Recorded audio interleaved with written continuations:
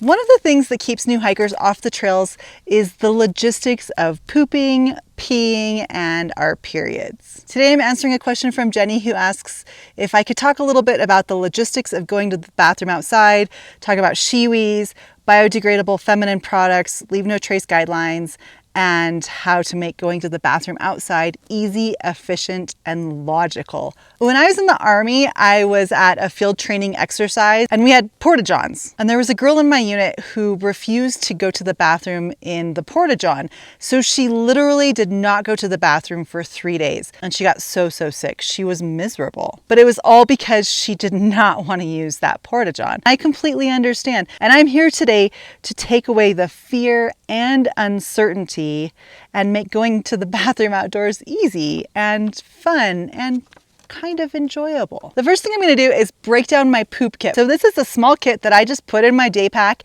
and here's what I have in it to make going to the bathroom outside easy. First, I have a small bottle of hand sanitizer. Second, I have a trowel so I can dig a cat hole if I need to poop.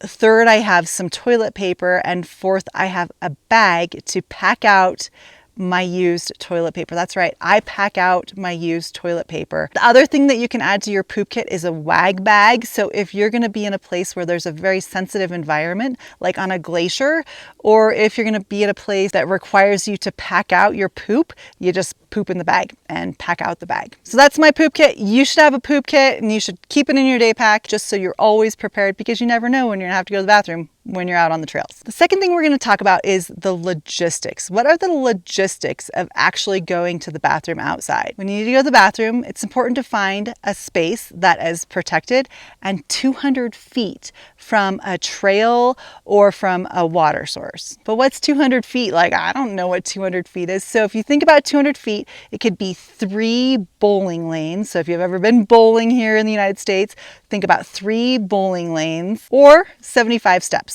So that's easier. Just count 75 steps from a source of water or from a trail or a road. So you are 200 feet or 75 paces from a road, a trail, or a water source. Now we're looking for some rocks. If you can pee on rocks instead of vegetation, it's a little bit better for the environment. Some people will lean against a rock or lean against a tree or actually wrap their arms around a tree. It doesn't really matter. The important thing is just to keep an eye on your aim and make sure you're not peeing on your shoes and your socks and your pants. But if you are, it's okay. Pee is water and water dries. It's no big deal. If you accidentally pee on your pants a little bit, I do it too. If you have to poop, here's where your trowel comes in. You're going to need to dig a cat hole 6 inches deep. So what is 6 inches? Think about a US dollar bill. A US dollar bill is just about 6 inches long. Also, a lot of trowels are 6 inches on purpose so that you can measure from the tip of the trowel to the top of the trowel, and that's going to be a good solid 6 inches. Some people like to poop and then push the poo into the hole if they have trouble aiming into the cat hole. I usually just dig my cat hole and poop into the hole and then just cover it up with the dirt that you use to dig the hole. I always pack out my toilet paper. I don't want to leave anything behind. It's no biggie. You can stick it in a Ziploc bag. It's fine. Now let's talk about our periods. Just because you're on your period doesn't mean you need to stop hiking. It's actually really good for you to hike when you're out on your period because you're moving your body, you're getting some vitamin D, a little dose of happiness. It's just good to move your body when you're on your period and to get outside when you're on your period. But this can present a little bit of a logistical challenge. I think that it's important to take care of yourself in the backcountry just like you take care of yourself at home. So if you know like the first day of your period you're super crampy and headachy and queasy, then maybe don't hike the first day of your period, but just figure out what works for your body. And Jenny asked about biodegradable feminine products like tampons or pads. I think you always pack out your feminine hygiene items, even if they say biodegradable on the package. Always pack them out. You can just pack them out in a Ziploc bag, just like you would toilet paper. I'm a big fan of menstrual cups, and I used menstrual cups for probably a decade. And what I like about menstrual cups is you just stick the cup in there, and then you can empty out that cup into your cat hole and bury it, and then you're not packing out like a soaked tampon or a pad.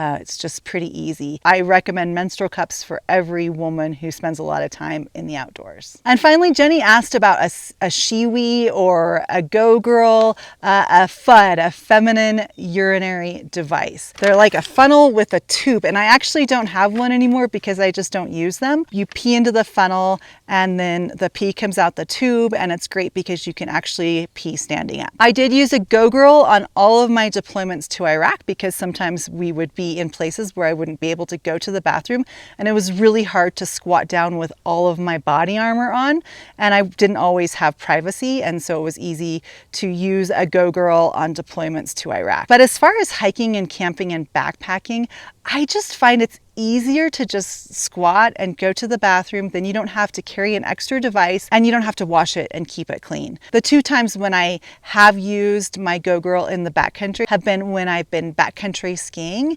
and on big winter adventures where I don't necessarily want to take off all of my bottom layers to go to the bathroom, when I want to expose as little skin as possible. So then it's a great time to use a Shiwi or a Go Girl when it's a really cold environment. The second reason to use it might be when you need a little more privacy. If you are climbing a 14er in Colorado along with everybody else in Colorado and it's just going to be bonkers on that trail, then I would maybe recommend a Shiwi or a Go Girl so that you can just walk off the trail and easily go to the bathroom. The one thing that I'm thinking about is I might get a Go Girl for our Kilimanjaro trip next summer because I don't know how crowded the trail is going to be. I don't know what the bathroom facilities are going to be like. I don't know if there's outhouses along the way. I don't know if we just are on our own. So I might bring a Go Girl to Kilimanjaro. I'm going to ask our guide team and figure that out. But I am considering maybe using a Go Girl then. If you get a female urinary device like a Shiwi or a Go Girl, it's good to practice at home before you get on the trails because there is a little bit of technique there trying to figure out how to use it. And I would always practice in the shower. That's like, you're peeing in the shower, whatever, that's gross, but whatever.